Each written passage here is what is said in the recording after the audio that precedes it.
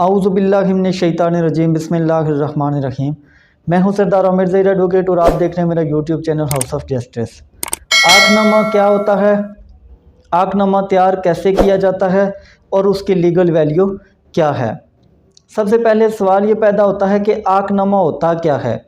जब कोई औलाद, अक्सर देखने में आता है कि बेटे ही इस तरह के काम करते हैं कि जिससे वालिदैन नाराज़ हो जाते हैं, जैसे कोई जुआ वगैरह खेलना शुरू कर दिया, कोई और चोरियां डकैतियां या ऐसा और कोई गैर कानूनी काम जिससे वालिदैन की इज़्ज़त को ख़तरा हो और वो समझते हों कि अगर हमने इनको आक ना किया तो ये हमारे दीगर जो बच्चे हैं उनकी ज़िंदगी के लिए भी, उनके फ्यूचर के लिए भी नुकसानदेह होगा। तो वालिदैन फिर इस तरफ आते हैं कि इसको अपनी जायदाद से आक कर दिया जाए ताकि ये बच्चा डर कर गैर कानूनी काम छोड़ दे। तो वो आकनामा तैयार करवाते हैं। आकनामा तैयार किस तरह होता है कि कचहरी में आते हैं और आके किसी, आप जब लॉयर से रब्ता करते हैं, लॉयर आपको एक स्टाम्प निकलवा के देता है।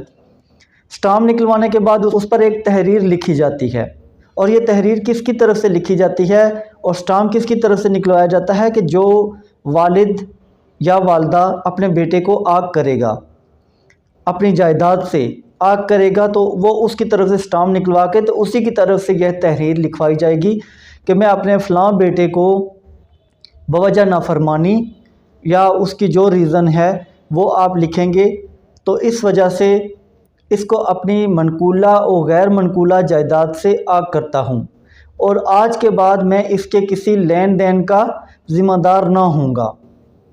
लेन देन का ज़िम्मेदार लिखना इसलिए ज़रूरी होता है कि चूँकि अक्सर इस तरह होता है कि अगर कोई बच्चा गलत काम कर रहा है तो वो बाहर लोगों से पैसे भी ले लेता है।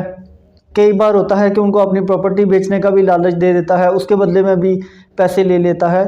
तो आप लेन देन का वो ज़िम्मेदार उसका लिखेंगे कि वो खुद होगा, ताकि अगर कोई इस तरह का आदमी आपके घर आ जाए कि ये प्रॉपर्टी मैंने ख़रीद ली है, ये घर ख़रीद लिया है, या आपके बेटे ने मुझसे इतनी पेमेंट ली है वो वापस नहीं कर रहा, आप मुझे दें, तो आप उसको वो आकनामा दिखा सकते हैं कि ये तो मैंने इसको पहले ही आक किया हुआ है, मैं इसके किसी कॉल व फेल का, किसी लेन देन का ज़िम्मेदार ना हूँ।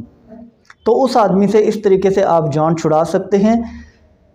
तो इस तरह वो सारी तहरीर लिख कर उसके बाद नोटरी पब्लिक से उसको अटेस्ट करवाया जाता है और उसके बाद अखबार में एक इश्तिहार भी दे दिया जाता है और यही वर्डिंग जो आपने आकनामा पर, इस स्टाम्प पेपर पर आपने तहरीर करवाई है, वही आप अखबार में इश्तिहार देंगे कि मैं अपने फ़लाँ बेटे को बवजह नाफरमानी अपनी मनकूला और गैर मनकूला जायदाद से आग करता हूँ, आज के बाद मैं उसके किसी कॉल व फेल और लेन देन का ज़िम्मेदार ना होऊंगा। वो अखबार इश्तिहार देने के बाद उसकी भी एक कॉपी आप अपने पास रख लें। और अगर आप समझते हैं कि आपका बच्चा किसी ऐसी एक्टिविटी में मुलव्वस है कि जो उसके ख़िलाफ़ कोई क्रिमिनल कार्रवाई भी हो सकती है, जैसे अगर वो चोरी करता है, डकैतियाँ करता है, तो डेफिनेटली उसके ख़िलाफ़ FIRs भी दर्ज होंगी और पुलिस आपके घर तक आएगी। इसके अलावा अगर वो जुआ खेलता है या लड़ाई झगड़े करता है या कोई मुनशियात फ़रोशी करता है, तो इन तमाम कामों में पुलिस आपके घर तक पहुंचेगी। तो ज़रूरी है कि आप उस आकनामा की कॉपी पुलिस में, मुतलका थाने में भी दे दें और अखबार इश्तिहार की कॉपी भी दे दें। लेकिन अगर कानूनी तौर पर हम देखें तो इसकी कोई लीगल वैल्यू नहीं होती। कोई भी शख्स अपने किसी बच्चे को अपनी जायदाद से आक नहीं कर सकता। जब वालिद की डेथ होगी तो वो बच्चा, बेशक ये आपने आकनामा बनवा के रखा हुआ है, उस बच्चे को इस आकनामा की वजह से प्रॉपर्टी से महरूम नहीं किया जाएगा, उसे शेयर मिलेंगे। वो अगर वालिद की डेथ के बाद अदालत में आ जाता है, तकसीम का दावा करता है, तो ऐसी सूरत में अदालत उसे उसका जो शेयर बनता है वो देगी। आकनामा से आपको सिर्फ ये फ़ायदा हो सकता है कि जो थाना वगैरह में अगर कोई FIRs होती हैं तो पुलिस को आप दिखा के अपनी जान बचा सकते हैं, या अगर कोई और आदमी जिसको आपके बेटे ने कोई लेन देन किया था, कोई और उससे के साथ उसका कोई मसला था, तो वो आपके अगर घर आते हैं तो उनको भी आप ये दिखा सकते हैं कि हमने इसे आग किया हुआ है।